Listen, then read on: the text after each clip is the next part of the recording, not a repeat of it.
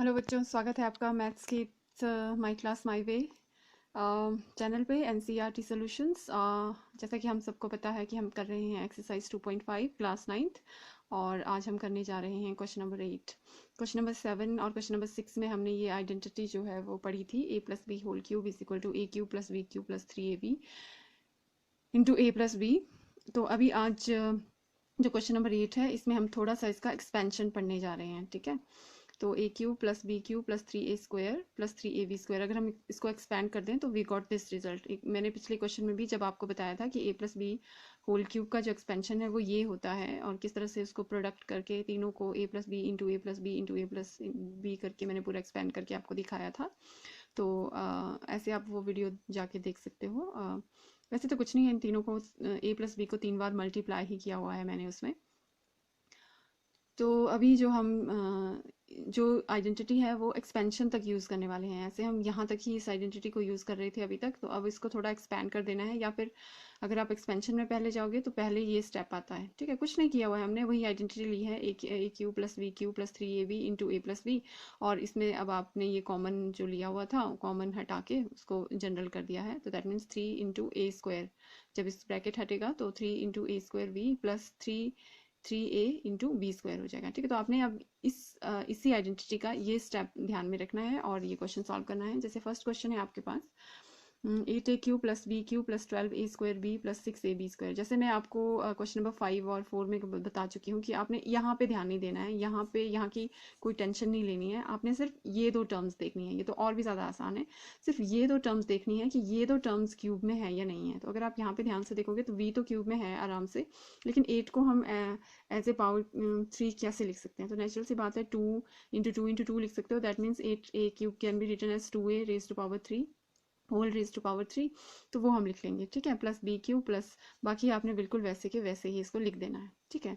और अब Y using, अब आपने जनरल सिर्फ कंपैरिजन करना है, किससे? मैंने आपको बोला अब आपने ये स्टेप एक और स्टेप ले लेना है इस आइडेंटिटी का। तो that will be A cube plus B cube plus 3a square B plus 3ab square, जो कि किसके बराबर होती है? a plus B whole cube. ये तो खैर हम लोग 2-3 बार प्रैक्टिस कर चुके हैं और आपके माइंड में ये क्लियर भी हो गई होगी। अब आप सिर्फ कंपैरिजन करिए। तो in place of a you are saying that कि 2a, देयर इज 2a, ठीक है। तो a की जगह पे 2a है तो we got a is equal to 2a, and v की जगह पे v है तो v is equal to b हो गया।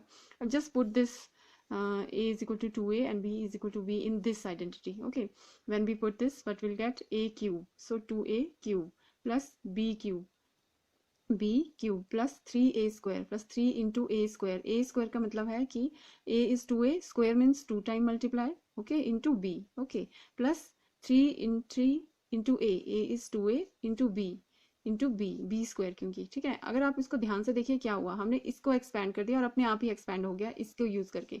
तो आपको यहाँ सोचने की जरूरत नहीं पड़ी कि अब क्या करें, किसको तोड़ें, कैसे 2 3 इंटू टू, कुछ भी नहीं, सीधे कंपेरिजन करिए और बस यहाँ पे वैल्यू डालते जाइए ए और बी की, और आपके पास अपने आप ये आएगा, ठीक है। तो इसकी टेंशन नहीं लेनी है आपने, पूरा ध्यान आपने यहाँ रखना है कि यहाँ पे माइनस है या नहीं है, पहली बात। और दूसरा, अगर प्लस है तो यहाँ पे ये होल क्यूब में जो है ये वाली टर्म होनी चाहिए, बस हो गया।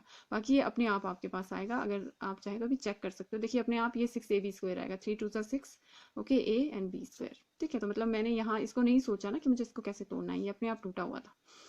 ओके, सो अब ये तो पता ही है कि all this is equal to a plus B whole cube, so just write down this.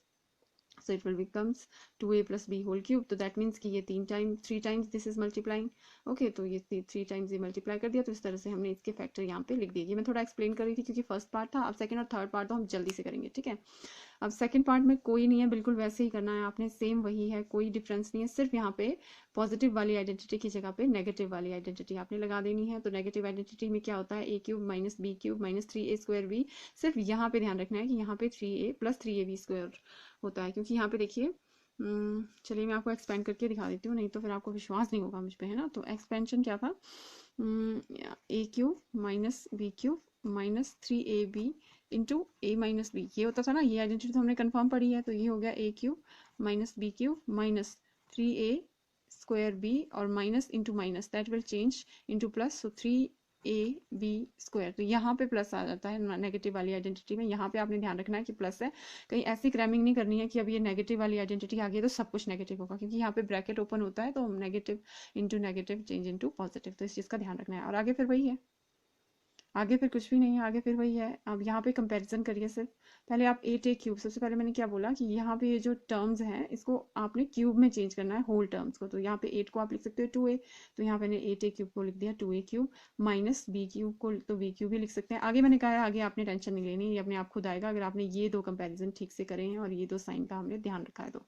ठीक है, तो अगर हम कंपेरिजन करते हैं तो देखिए आपके पास क्या आता है, then you get what, a is equal to 2a।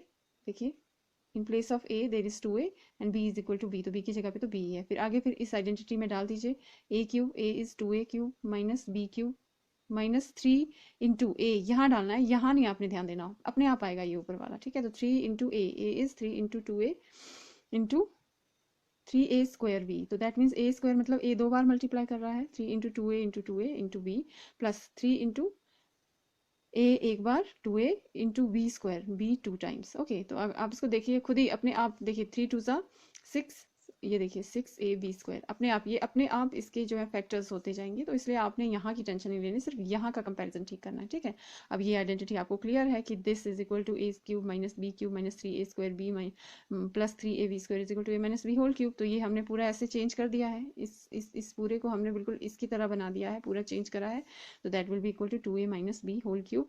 या सीधे बोलेंगे a minus b whole cube, तो a इज 2a तो 2a लिख दिया, b is equal to b, तो 2a minus b whole cube, that means ये 3 टाइम्स मल्टीप्लाई कर रहा है, तो इसको आप लिख सकते हैं 2a minus b, 2a minus b and 2a minus b। तो इस तरह से हमने सेकंड पार्ट भी सॉल्व कर दिया। अब थर्ड पार्ट मैं आपको सॉल्व करके दिखा देती हूँ, नहीं तो आप बोलेंगे कि बस लिख दिया है नोटबुक में और हम लोगों को बोल रहे हैं ऐसा करिए ऐसा करिए ऐसे करिए, जरा आप लिख के करके दिखाइए। ओके, तो चलिए करके दिखा दे, करके भी देख लेते हैं, बात तो वैसे एक ही है। तो यहाँ पे देखिए 27, मैंने सबसे पहले क्या बोला, ये जो टर्म्स है ना इनको परफेक्ट क्यूब में आपने चेंज करना है, बाकी अपने आप आता है पीछे। ठीक है, तो सबसे पहले देखिए 27 है, तो 27 को मैं इसको एक मिनट में फिक्स कर लेती हूँ। ठीक है, तो 27 को मैं कैसे लिख सकती हूँ, 27 है यहाँ पे, तो 27 को मैं कैसे लिख सकती हूँ एज ए क्यूब, तो मैं लिख सकती हूँ क्या 3⁻3, सिंपल सी बात है।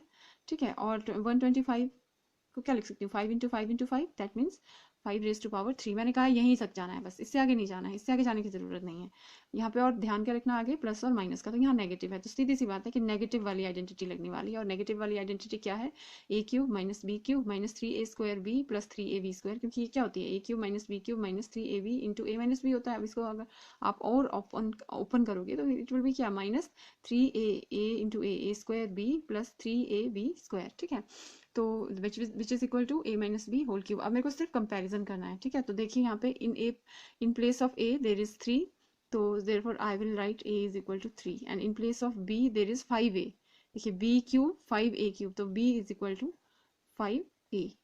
ठीक है, एंड therefore अब डालिए सिर्फ a³, अब यह वाली आइडेंटिटी पकड़ लीजिए, ये वाली आइडेंटिटी पकड़ लीजिए, a³ means 3⁻³ minus b³ 5a⁻³ minus 3 into a² is 3 into 3 into b is 5a plus 3 into a is 3 into b² फिर a 5a इंटू, तो b² है ना यहाँ पे b², तो 5a इंटू 5a। अब चाहे तो देख लीजिए कंपैरिजन करके, 5 5 ज़ा 25, 25 3 ज़ा 75, 3 ज़ा 225। आप खुद भी यहाँ पे कैलकुलेशन करके देखते हैं, मुझे पूरा विश्वास है कि मैंने ठीक से कंपैरिजन किया है, तो मेरा जो फैक्टराइजेशन है वो करेक्ट है। तो ये तो मैंने ऐसे चेंज कर दिया, तो which is further equal to a minus b whole cube, तो a आपके पास पता है 3 है और माइनस b आपके पास 5a है और that will be equal to whole cube. So which is equal to further equal to, ये 3 टाइम मल्टीप्लाई कर रहे हैं, तो 3 minus 5a into 3 minus 5a into 3 minus 5a। तो 1 मिनट का क्वेश्चन है ये और 2-3 मार्क्स का आपको क्वेश्चन आता है। अब उसी तरह से ये नेक्स्ट क्वेश्चन है, मैंने क्या बोला, सारा ध्यान आपने सिर्फ यहाँ देना है इन दो टर्म्स पे। ठीक है, बस, और यहाँ नेगेटिव पे, बाकी अपने आप आएगा, ये खुद अपने आप फैक्टर्स होते जाएंगे अगर आपने ये ठीक किया। तो 64 को एज ए क्यूब कैसे लिख सकती हूँ, 4 इंटू 4 इंटू 4, दैट मीन्स 464 को मैं लिख सकती हूँ, because 64 is equal to what 4 into 4 into 4, right, which is equal to 4⁻3। तो मुझे क्यूब में ही लिखना है ना 64 को, तो 4a³ माइनस 27 को क्या लिख सकती हूँ, 3 तो -3v³ तो मुझे पता है कि माइनस वाली आइडेंटिटी लगने वाली है, तो लगा लीजिए माइनस वाली आइडेंटिटी क्या है, a³ - b³ - 3a² b + 3ab²। ये कैसे आता है वो मैंने आपको बता दिया है, तो which is equal to a - b3। अब यहाँ पे मेरे को सिर्फ कंपैरिजन करना है, तो a की जगह पे मुझे क्या दिख रहा है, a = 4a और b की जगह पे मुझे क्या दिख रहा है, 3v। बस हो गया। अब डाल दीजिए वैल्यू, इसमें डालिए, इस आइडेंटिटी में डालिए, y यूजिंग डालिए a³। अब आपने सिर्फ यहाँ का ध्यान रखना है और यहाँ का ध्यान रखना है, बाकी भूल जाना है। तो निकालिए a³ = 4a³ - 3b³ - 3 into a² means 4a into 4a into b। Okay, b is 3b plus 3 into a is 4a into b², 3b into 3b। आप इसको खुद मल्टीप्लाई करके देखिएगा, आंसर बिल्कुल आपका यही आएगा। इसके फैक्टर्स हैं ये और अपने आप हो गए हैं, ठीक है।